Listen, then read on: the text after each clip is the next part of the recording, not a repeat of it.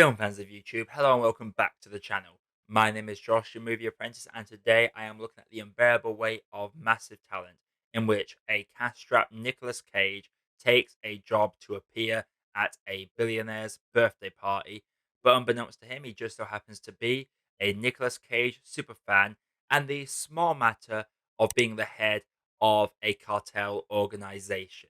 Now, this film is a meme come to life. Nicolas Cage, as we know, is one of those actors where you never really know what you're going to get. He won the Oscar quite early on in his long running career, and since then, you might get a Not the Bees performance, or you might get a performance like Pig or Mandy. He is an actor that has transcended the internet and has become beloved across the board, and it's a normal thing now for people to embrace the Cage genius or the Cage madness, whichever you want to call it.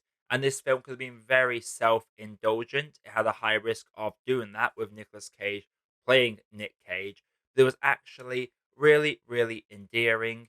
And it did reference a lot of the fact that you never know what Nick Cage you're going to get. And they managed to explain that in a really fun, campy, brilliant way in which you have Nick Cage, the actor, and you have a Nicky personality that is the movie star Nick Cage. That is the over the top side of him.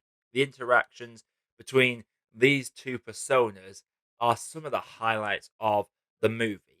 Pedro Pascal is once again the gift that keeps on giving. For me, he will always be Oberyn Martell from Game of Thrones, but most people know him now as the Mandalorian, and I can't wait to see him play Joel in the Last of Us TV show coming out soon.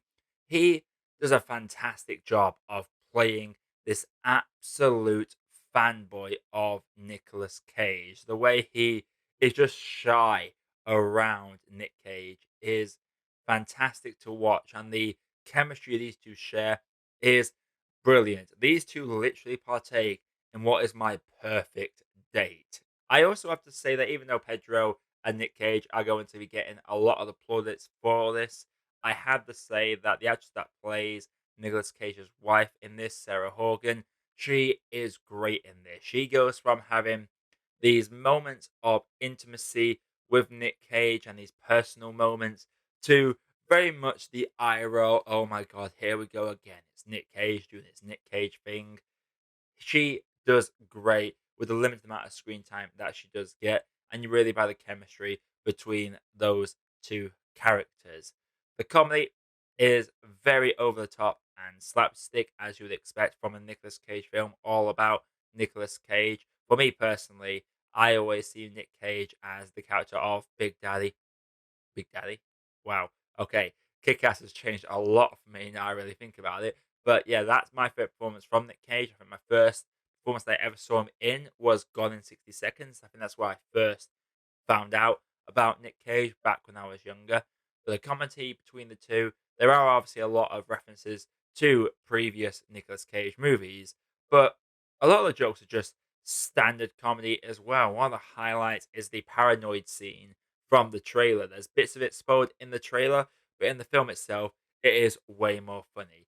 And the chemistry between Pedro and Nick in this is very much a homoerotic friendship, and you could argue there are definitely some sexual tension between them. But you could also argue that's just when you have that best friend that you just are so comfortable around each other and so confident around each other that you just can't help but basically make it uncomfortable for the people around you. That's the level of friendship I think everyone really aspires to have.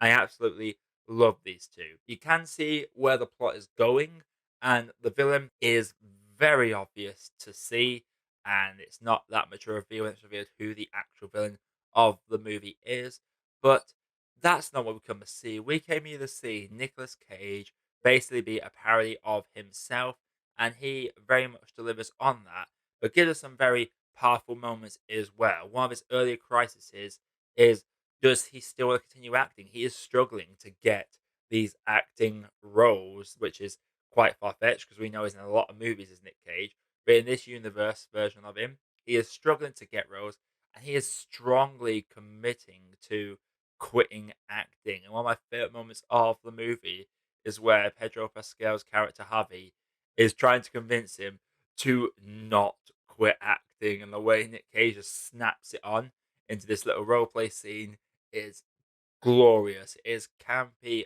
gloriousness. This is a film that you do not want to take too seriously. It is very over the top, very out there, and it's very Tropic Thunder esque in the way it plays out. It's one of those films that has them intimate moments, but it's mostly comedy and basically being a parody of a Hollywood actor being in a real life action movie scenario, and it works wonderfully. I like that we're getting these films now that are becoming parodies of just Hollywood actors in general. Tropic Thunder was one of them. The Disaster Artist was a parody of the making of that infamous film.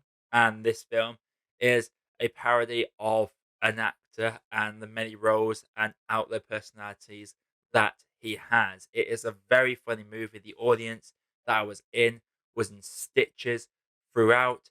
It's just a good time at the movies. It's not the greatest film of the year, but in terms of a comedy that's going to make you laugh out loud constantly and make you appreciate some in jokes. There are some general audience jokes, and there are some jokes that are exclusively there for the Nick Cage die-hard fans. That is all I can really say about this movie. Sure, the pacing can be a little inconsistent at times, and the villain is not that memorable, and even the CIA subplot is at times a little bit of a distraction because we really want to get back to the Harvey and Nick Cage relationship. So whenever we cut away from that to go into the CIA stuff, that's when things get a little slow in terms of the pacing, but we don't stick with them for too long, and we get right back to the banter and chemistry between Pedro and Nick.